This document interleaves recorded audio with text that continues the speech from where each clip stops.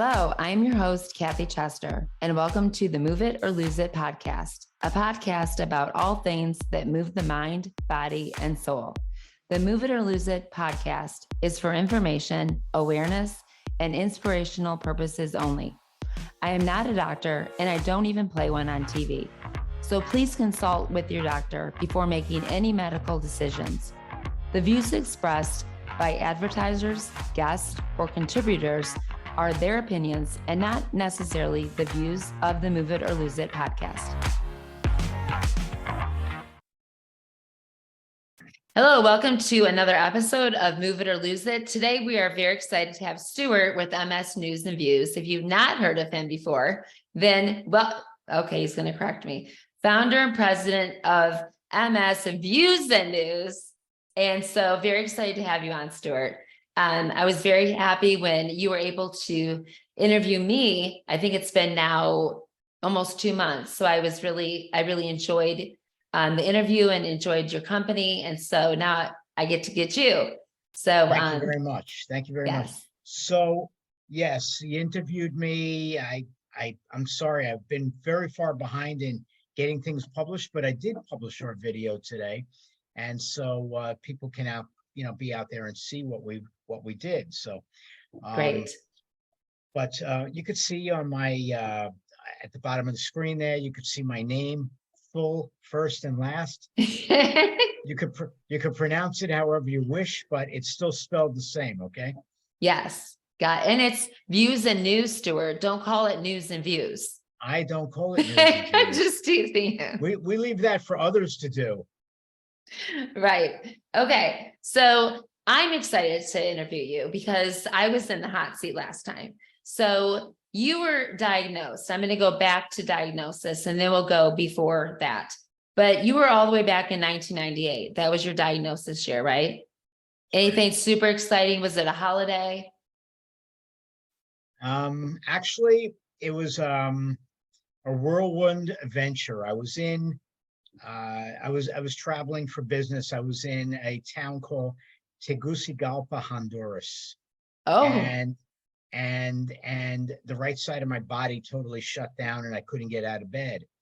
And I was in a hotel and it scared the crap out of me because I didn't speak enough Spanish to actually be able to explain this to whoever was going to come for me. So I contacted my my big client that I was there for, and I said to him, I can't get out of bed. And he came over and he got the hotel to let him into the room. And then they brought in medical personnel and they were asking me all sorts of questions that I really had no idea what the hell they were even trying to say, but with their broken English and with my broken Spanish, we were able to formulate that I couldn't get out of bed. And it was a problem because I needed to go to the bathroom too. And it was a big problem at that point in time, right? And so anyway, they got me to the hospital and they really had no idea what was wrong with me. And they contacted the consulate that was there and they needed to get me back to the United States. And because there was only commercial airflights like once every other day, and they did not want to keep me there at that time. So they got me onto a military cargo flight back to Miami. That's right. How long did that take? A few hours. Okay. I mean, it's not like I didn't have all my documentation in order. It was all there. But whatever it was, I was back by that night or something. And I went to go see my primary doctor a few days later. And they were like, this happens to you every year, Stuart. Every year come December, you're always in bad shape. And what is it? I mean, there must be a lot of stress from the course of the year.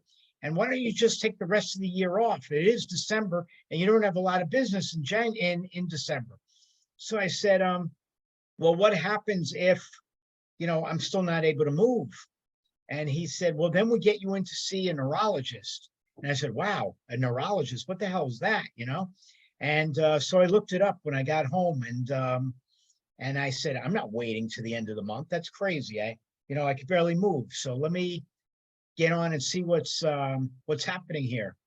So I did, and I went to go see a neurologist a few days later, and a head of a department at a hospital. And I said, like, what's going on here? And he just put together a few things and wanted me to go for a spinal tap. And Which of is the course, best. yeah, absolutely, absolutely. And they screwed up the spinal tap, which made it even more Oh, difficult. So the proper orders were not given to the hospital. They did not have me lay flat. They did not have me even laying at a little bit of an angle. They had me sitting up. Okay. And of course that led to other problems, which many of yeah. us know about. So it made it so that way I could barely walk and I could barely see straight. They did not freeze the sample. It was the end of the day, and they didn't freeze the sample that they took from me, and nor did it get sent out that same day. So what the research center, or what the, I guess it was Quest or something like that at the time, Right. found it to be, was a dead sample. They wanted me to do it again. I told them, go to hell. I was going to say, what'd you say to that? Probably what Yeah. I would have said. So what happened though was, because they had me sitting up, I couldn't get out of the car and get to my front door. I literally had to crawl on the ground to get to the front door of my home. Wow. Wow. And but that was the beginning of it all. That was the beginning of my ride, as we'll say. Yes. Okay? But I am surprised, Stuart, because I had spinal meningitis when I was 10, and they did my spinal tap sitting up. After that, they obviously learned to never ever do that. So I'm shocked that they did that when you were sitting up. Well, that was by your location, not by mine. Right, true. But I don't think that doctors just in this area were the first to figure out sitting up during a spinal tap is not the best idea. Well, I was not supposed to be sitting up, and I had heard from people that I'll be needing to lay back 45-degree angle or something. Mm-hmm. And but the people at the hospital said, no, you don't need to do that. You could sit up. Wow. Wow. So fast forward after that, you decided not to get the second one done. So then how did they find out for sure it was MS for you? So based on just what they were able to put together and piece together, and knowing my symptoms and what I had been noticing for years, they just put together that I had MS. But the doctor said I had MS, but he said to me, but I am not going to put you on any medication. And I said, why? He said, because you need to get worse before you do this, because the medications have a lot of symptoms that, you're not going to want to have. And I said, like what? And he told me, and I was like, I could deal with that. And he said, well, I don't want to give you anything. And I said, well, okay. And I got home and I contacted the MS Foundation, and they got me in touch with a doctor in Miami, who I then had an appointment to see a few weeks later. And when I saw that doctor, he and his fellow examined me for several hours, and then they came out of their room and met me back in the office, and he came in with a box of medication, and I said, what's that for? And he says, well, you have MS. And I said, well, what leads you to that? He says, by physical examination, and what's been going on with you for the last few years, sporadically at different times. And I'm pretty sure that you have MS. And so I want to make sure you don't get worse. And so he put me onto a medication. And which was the one you went on? Well, so that's what I was going to say. So mind you, I didn't really go on to it. I looked at it. I saw the symptoms that I could have, and I was traveling out of the country at that time, and it was an interferon. And I said, I don't want to be doing this 3 times a week. It was beta-seron. Oh, yeah. And I didn't want to be doing that, and getting stuck and be hurting and being out of the country while I was doing that. So I, went online and I found out about Avonex, and I said, well, I'm home every weekend, so why can't I go on that? And that's what he put me on. Okay. How did you do on that one? As crappy as everybody else. All right. I have to ask that because people will say, I'm still on it. And I'm like shocked. So I'm like, well, okay. I would be too. Whenever I hear that somebody is on that still, I'm like, wow, that's a dinosaur drug. I mean, why would you want to be on that? Right. So I know that the needle was about that long, but it felt like it was about that long. Right? Agree. And, Yes. you know, I froze my leg before I injected, and coincidentally, I was doing my medication every week with the president of the United States, who had multiple Yes. sclerosis, and that person was Martin Sheen, and it was Yes. of the show called West Wing, One of my favorite and shows. that's right, and it was mine too, and it was Yeah. on Saturday nights, and I would watch this program and know that I was doing my shot with the president of the United States, who on that show had multiple sclerosis. Right. So I froze my leg, did the shot, and I was better. I love that. But the next day I felt like crap. Well, yeah, maybe you didn't take enough of the ibuprofen.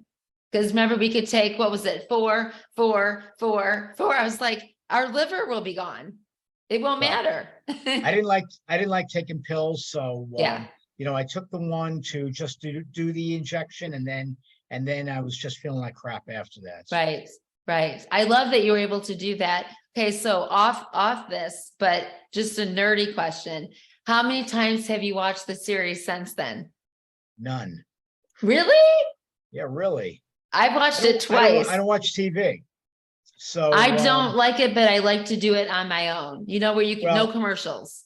So I got that. So I do watch on demand. I understand what you're talking about. I do have a few shows that I like to watch, but West Wing and doing something from almost 25 years ago was not for me. So Okay. Well, maybe I can get you to do it. Try it. okay. Makes me feel So- too old.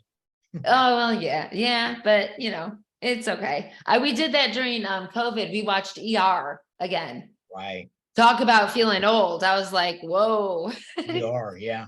Yeah, I was I like, say, do they look that's as when old as we do? That's when the paramedics first started, right? Right. You're an old gal. I got it. Yeah. Okay, so now that you said that, I'm gonna let that slip. And so let's talk about what you got going on with coming up in April in Chicago.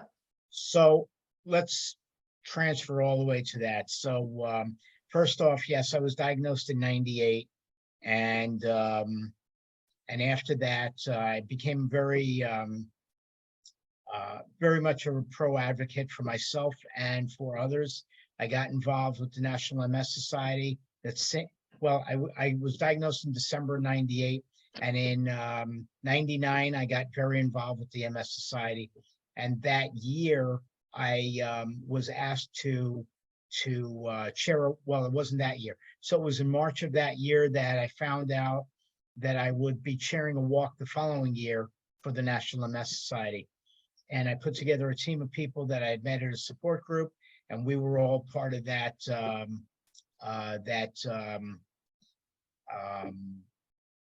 crew that put together Okay. that walk. The Right. walk, yes. Yeah, so I did that for 5 years for the National MS Society at one location. And during those 5 years, I also chaired another walk site in Fort Lauderdale. So I was doing 2 different walk sites for 2 of the 5 years. But I was doing a lot of things for the National MS Society, and then found out that people wanted to know why they had MS and wanted to know information about why they had MS and what their symptoms were all about and whatnot. And people asked me, can you get the society to do an educational program and let them learn from this? And that wasn't going to happen. So then somebody from one of my walk teams or one of my walk committees said to me, why don't we create an organization? And I said, because it seems like a lot of freaking work. That's why. And sure enough, it is a lot of freaking work. Okay. But, you know, we've been doing now MS Views and News now since 2009 was when we incorporated. And in February 2010, we held our very first educational program. And to date, we've held over 1,500 educational programs. Wow. Okay? That's really And, quite remarkable, Stuart. I mean, it really is. So we do our programs in various parts of the country. And now I'll get into your Chicago program. Okay? No, you can do that, but I wanted to circle back anyway. I'd like to hop around. So I was going to go there, but go back to, I am curious before we jump onto Chicago now that you took me back. When did you leave the company? Because you were the principal, you were the president of the company that you worked for. When did it become that okay, this is getting too much. I've got to leave this company and move forward with So something else? I was VP of the company, not president. All right. And it was a family business. And the reason why I stopped working it was because I had to stop working it. My fatigue every day and the pain that I had every day and vertigo and other issues that I had of symptoms led me out of there in 2002. Okay. And then it was like 2004 that I started getting very active with the National MS Society. So, and then it was, like I said, I was doing that for a few years with them, 4 or 5 years before we decided to create MS Views and News. We actually decided to create MS Views and News, which was originally called MS Views and Related News in 2008. And then in 2009, we became official. So it became MS Views and News. Well, I appreciate you even sharing that part, Stuart, because like we talked about before we got on, when I'm talking to the support group or to different clients, there's still that shame or that I don't know when it's okay to stop work. And so I appreciate you sharing that, because I do think that still exists even now, where it's like, I don't know when it's okay to stop. I want to stop. My body's not working correctly. I'm exhausted, but when is it okay? And so I think the more people that say it. Yeah. So for me, it was extremely difficult to stop. It was a family business. I did most of the travel and the sales, and it was extremely difficult for me to say, I got to get out of here. But with my declining health at that time, I needed to, because we felt it would be a lot better and a lot, I don't know what to say, but it would just be a lot better for me not to be working, because it seemed while I was working is when I was having most of my issues.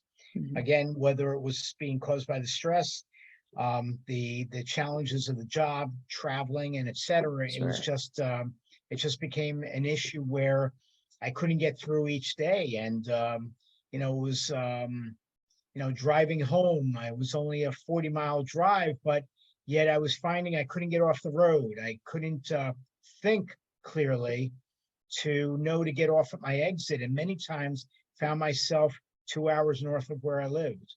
Wow. Yeah, it's very interesting how our bodies do that. And it's scary too. Right. It's scary when that stuff starts to happen. So I know, just knowing you the little bit I do, and knowing several people that do know you, I know what a hard worker you are. So I know that must have been really difficult for you to say goodbye to that. But nothing's really stopped you. It's not like now you're doing nothing. So you've got a lot. So after the MS Society, you went on to then create MS Views and News. Yes. And yes, not news and views. Yes. I don't know who would say that. I don't know either. I have So no now, idea. Just because the V comes after the N, I don't understand what the problem is. no, it's like some MS issue. I don't know, crazy. So now tell me, once you started and you started to gain a team, when did you feel like, okay, this is moving along, this has got some great, this is going somewhere, we're really reaching? So actually, let's back up a little bit further. So before we even decided on the organization, I started looking up a lot of information for myself on the internet, and then people were finding out what I was finding for them and started asking me to email the information to them. So I didn't want it to be without a name, so I called it Stu's Views and MS News. And that I like that. that was before creating the organization. In fact, that started probably in about 2003, 2004, when I was just finding information for people with MS in the support groups and whatnot that wanted me to help them because they were afraid to use the internet. So I got on there and I found what was wrong with them. I found their symptoms, and then I started talking about it. So so we started like that, and then like I said, then we reached forward and created the organization, and then started doing programs in South Florida. So the first year we did 12 educational programs in just South Florida. And then people were asking that we get further north because nobody was getting these kinds of programs. Nobody was doing anything like this except for the pharmaceutical industry at that time. Very true. And they were only talking about one drug, Yeah. their drug. So yes, exactly. So we got into speaking about symptoms, and we got into speaking about symptom management, Mhm. and then little by little emerging therapies, and then other things that were wrong with them. And these days, let's jump all the way forward now. So these days we provide information on access to care and resources, symptom management, again, shared decision making, Mhm. telehealth, of course, Right. since COVID, and Right. telehealth still continues. And whatever Thank is best God. for the patients to learn is what Right. we want to do. So, there's also not a lot of programs happening from the pharmaceutical industry these days. And as far as live programs, so we brought back speaking about all the different medications that are available. Mhm. And that alone could take well Yeah. over an hour to speak Oh, about. gosh. Yeah. Yes. Right. So we try to just speak about the newest therapies that are out there, the emerging therapies, and what, Right. is what's soon to be happening. So Which is so helpful. And I wonder, when you first started this and you first started to go into answering questions and helping them, what were some of the biggest things that I'm trying to think back to letting them understand the disease a little bit, what we understood back then. So what were the biggest fears at that point, that if you can remember back then? if I can remember, what's you saying I'm old? No, not at all. I mean, you called me an old lady, but no, I didn't call you an old lady. I said something similar, but not quite. it was a little Um, kinder. yeah, it was a little kinder. Exactly. All right. So because I'm old and I'm an old coot, tell me what you just said again. I asked you, what were some of the biggest issues that you faced at that point with the patients? What were some of their biggest fears that are now not as scary, but were then? Sure. The worsening of MS. What is it's going to do to them?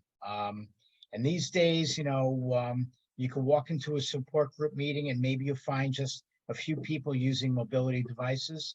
Whereas when I was diagnosed, I walked into a support group meeting and I think I was the only one there not using a mobility device. And that scared the living crap out of me. Let me tell I you. bet. All right. And I would say worse words, but I don't think that everybody wants to hear that.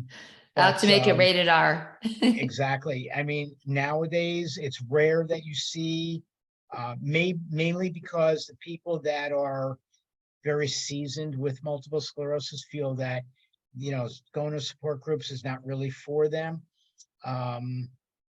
unfortunately. And unfortunately, there's nothing yet for myelin repair. But even if there is myelin repair, those that have axonal damage, where there's a cut in the axon cord, there's no repair to that. But for those though that have small amount of damage and it is affecting their walking or more, there is some reparation that is available, that could be available with myelin repair. Mhm. Yes. Yeah. And so now let's go ahead and fast forward. So now you're doing this thing in April in Chicago. You did something similar here in Michigan. And so We'll be back to Michigan. We'll be in good. Novi in May. Awesome. But we'll be in Chicago, and the Chicago event is something that we're partnering with Yoga Moves MS, which is Mindy Eisenberg. Okay. Right. So Mindy asked us to do this because she knows we've done a lot of events in the Chicago area. We have a database there, and that would help out, with what they were trying to do. And since I know Mindy a long time, we decided that yes, that would be good because we personally have not been back to Chicago in about 6 years. So Wow. Okay. Yeah. So it was good. So we're doing this, and we fortunately, the National MS Society is also giving hand to this, and they're sending out information to their support group leaders. And it's a nice event that she put together, and it's a nice event that she asked me to MC and to be involved with. So Excellent. More than happy to put this all together and make sure that people are learning from this. Yeah, absolutely. And then when you come back, will it be the same thing when you come back, when you're here in Michigan in May? Different. So Different. the one in Chicago is like a 5 or 6 speaker program. And the one that's in Michigan is just a 2-speaker program. Okay. And so we'll have a local neurologist speaking, and we'll also have Yoga Moves MS there Mhm. to teach people about yoga therapy. Very good. But we're doing 2 to 3 programs live, sometimes 4 live per month right now. When I say live, I mean everything is live, right? But Right. in person. Mhm. As long as I'm alive, it's alive. Right, Okay? It's a live exactly, program. exactly. All right. I can't figure out how I'm going to do that from down under yet. But maybe we'll find a way to do that later on. Okay. If someone does, you will. I have a All feeling right. you will. Well, if in Australia they do it from down under, so why can't we? True, true. Right. That's Nice right. one. That's right. Thank you. So going forward though, we are doing 2 to 3 in-person programs per month, sometimes 4. We are doing 4 to 6 programs a month virtually. So we are providing a tremendous amount of information. It's not just information about the disease, but it's also, you know, how to do physical therapy, Right. also Pilates classes and things like that. Yeah. Yeah. Right. There's a lot that you guys have your hands in that you're doing. What are some, if you could think back even this last year, what is something that really caught you that either a specific person with MS, an MS story, or something you were able to give to a family of hope? What is something that really, really got you? I don't know. I'm giving you, I'm like giving it to you. Really got to me is that we are just providing, last year we did between virtual and in person, we did 112 events. Wow. So there's basically something for everybody in what we Yeah. provide. And to pick on any one thing is not fair Yeah. when everything is important to somebody. Yeah. 100%. I would agree with you just in my own little world of helping people move, but then also doing the support group and giving knowledge. I wouldn't be able to say working with different groups. I love working with Can Do MS. I love working with MSAA. And I can't say that any one thing is more special than the other because they all give a different amount of knowledge and freedom. So I agree. So at least with this month of March, are you excited about what you've been able to put out for this month? Yes. So we did a big program in Atlanta. We did a program in Savannah. Of course, we have all of our virtual programs. And I don't think there's anything left for these last couple of days. But yeah, when we get into October, listen to me. When we get into April, that's an MS thing. When we get into I know. when we get into April, we're starting off on the 4th. I'm doing a virtual program the series that I did with you, the MS Conversations Now, Patients' Voices, and I'm doing that with Susan Peyroni, I think is her last name. Yeah. All right, and she's an integrative medicine doctor out of California, and she also has multiple sclerosis. So we'll get started with her, and then we'll be in Nashville, Tennessee, in the middle of April, and then I have to do an event at I'll be doing a video recording with Dr. Thrower at the Shepherd Center. That will be for an event that we do over a 4-part series later in the year. And then we have Chicago, and then we have Lynchburg, Virginia. Stuart, you need to get some more on your plate. Those are just the in-person things, okay? You need to get a little busier. Listen, last year I was in the air 72,000 miles. Wow. I'm glad that you're slowing down and you're taking it easy. You're not putting too much pressure. I tried. Last year I was only in the air 60-something thousand miles. I wanted to cut 2 years ago rather. And last year I wanted to cut back, but look what happened. Right. Obviously not. So okay. So moving forward, what is your biggest dream to accomplish with MS views and news? What is your most, if you could put, this is the golden standard. This is what I golden standard want to do. I want to accomplish this. I want to do at least one program in every state of the United States. I like it. I like that. Okay. That would be ideal. So I would have to do a program in Alaska. I would have to do a program in Hawaii. We will conquer that eventually. Yeah, I like it. Because it's so much still, it always just strikes me as crazy that so many don't know what this That's right. disease is still. And so right. so many of us appreciate what you do and how you spread awareness. Well, And so we primarily do programs in rural and underserved communities around the United States. And it's amazing when we get to some of these communities that they just don't know about all the medications that are available. And some of them don't even know, some of the people don't even know from the original ABCs what's available. And that's, we talked about a little bit about that before, and I wanted you to go into that because of the importance of that, of what you guys do, is the fact that you do go into those communities and with the people that don't have access to understand or to get the things that they need. And It's not that they really don't understand. They would understand if it was provided to them. right, But they live in areas that are just not getting all the information that is available. And so right, therefore they're not learning from it. And if they're not on the internet, then they really don't know. Then they're really, really right, lost. right, absolutely. Right. So what are some of the ways, so when you're going into those areas, when you leave that, what do you leave them with? Knowledge. Yeah, We lead them with knowledge. We lead them and with ways to get a hold ways of to you. get information. Exactly. Not Yeah. really to get in touch with us, but we leave them with how to find the information that's available. Very good. Very good. Right. I love It's that. not really that we try to get them involved with what we're doing, but just what's involved and what's out there for them.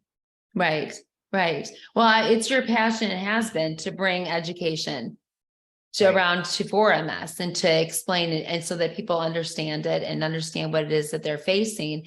And I love too for caregivers, because that's a big thing when people that are living with you and you have MS and the caregivers don't understand and Right. they're not taken care of as well. That can be a big.